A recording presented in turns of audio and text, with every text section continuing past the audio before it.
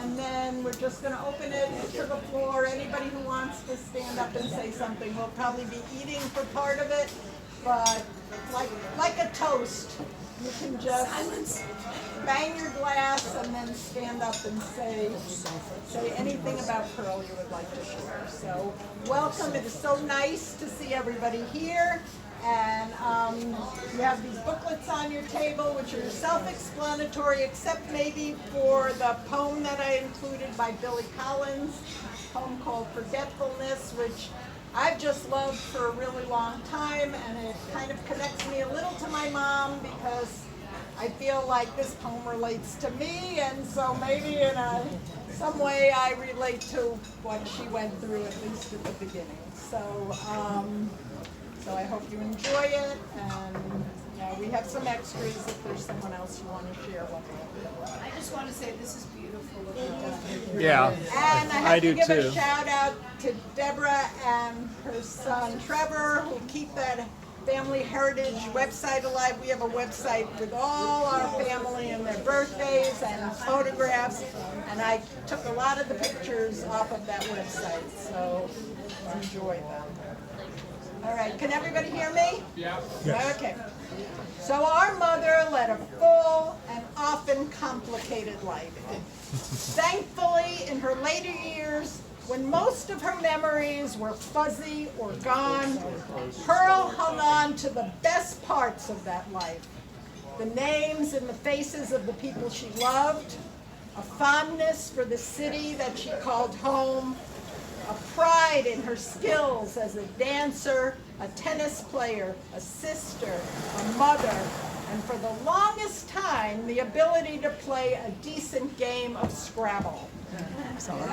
When she passed away in February, clinically from complications of COVID, she had long outlived anything she would have considered a meaningful life.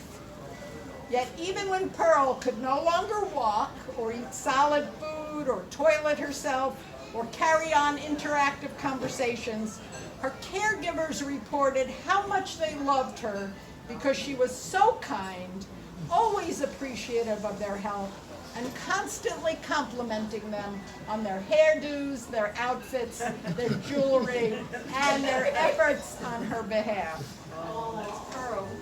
Always determined to return to her apartment in New York, Pearl would often say to her favorite caregivers, "I'm going to take you home with me." The mother, who as I was growing up sometimes seemed controlling and critical, ended her days with very little control and an unending appreciation of me, my presence, and the time we were able to spend together. I was grateful for those times because as hard as it was to watch my mom lose her mental and physical facilities, being around her reminded me of how supportive she still was of others, of what a generous and kind heart she had, of how independent, opinionated, and committed to her values she remained, even as her solid grasp on reality faded. Pearl was a child of the Great Depression, and although she was able to create a comfortable life for herself and her family, she could never accept paying more than $10 for a pair of pants or purchasing anything that was not on sale. It was hard to coax her away from a thrift shop or a yard sale, and you may remember her trying to get you to take some of the things she accumulated. And in that spirit, we have brought some of Pearl's jewelry collection for you to cull through, and please take whatever you'd like for yourselves or for anyone else.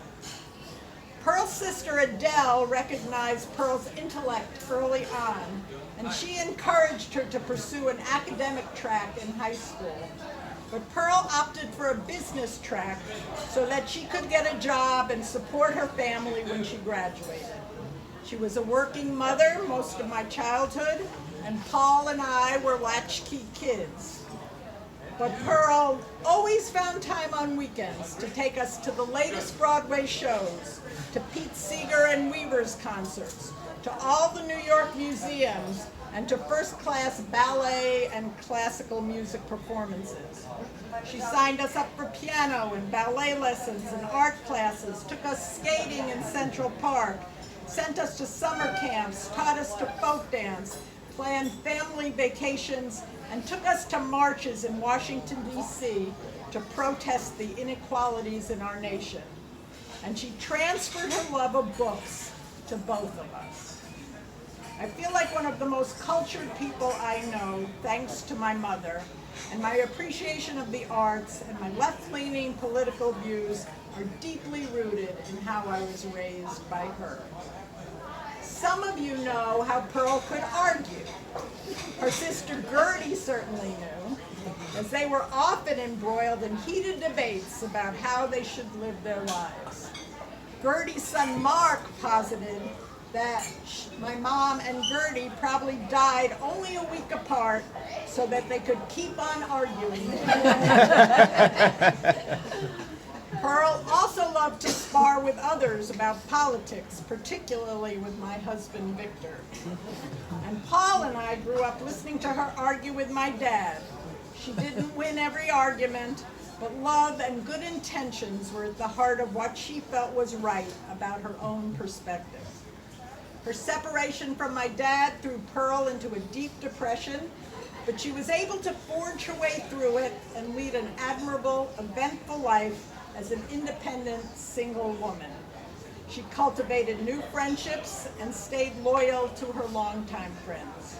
She worked and traveled and continued to enjoy the cultural offerings of New York. She was so happy when Josh and Lizzie came to stay with her in New York so she could dote on them and remind them not to stay out too late.